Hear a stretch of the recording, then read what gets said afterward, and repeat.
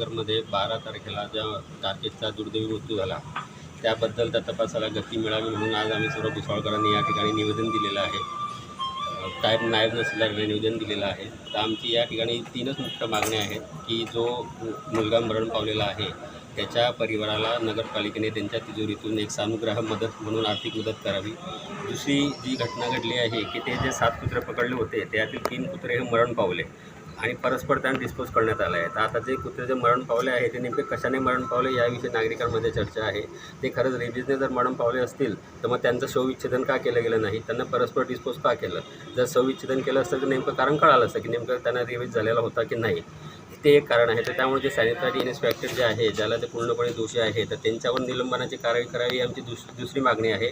आणि तिसरी मागणी आमची आहे की हे जे अधिकारी आहेत मुख्याधिकारी आणि आरोग्य अधिकारी आणि सॅनिटरी इन्स्पेक्टर यांना त्वरित निलंबन करून त्यांच्यावर सदोष मनुष्यवधाचा गुन्हा दाखल करावा आणि जो मुख्य आरोपी आहे त्याच्यासोबत यांनासुद्धा सह आरोपी करावे म्हणून या ठिकाणी आम्ही सर्व मिळून निवेदन दिलेलं आहे.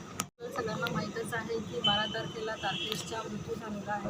त्याला कुत्र्यांनी चावलं होतं, त्याच्यामुळे इतक्या 8-10 दिवसाची झुंज देऊन त्याचा रेबीजमुळे मृत्यू झालेला आहे.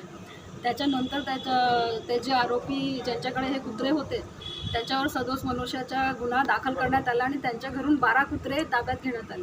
त्या 12 कुत्र्यांमधून 3 कुत्र्यांचं 12 कुत्रं होते असे म्हटलं जात होतं, पण 7 ते 8 कुत्रे तिथून ताब्यात घेण्यात आले. उर्वरित कुत्रे कुठे आहेत त्याची तपासणी अजूनही झालेली नाही आहे.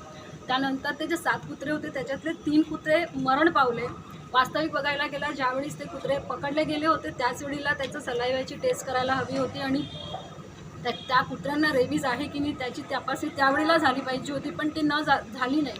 आणि ते जे 3 कुत्रे मेले ते कशामुळे मेले त्याचं परस्पर विल्हेवाट करण्यात आली. म्हणजे कशामुळे मेले तेही आपल्याला कळू शकलं नाही. जर ते कळालं असतं तर अजून चांगलं झालं असतं. नुकतंच आपल्या सगळ्यांच्या माध्यमातूनच आपल्या भुसावळच्या रेखा पाटील मॅडम ज्या सुप्रसिद्ध डॉक्टर आहेत त्यांनीसुद्धा ही भीती व्यक्त केली होती की त्या कुत्र्यांच्या संपर्कात असलेल्या प्रत्येक व्यक्तीला रेबीजचं वॅक्सिनेशन झालं पाहिजे होतं.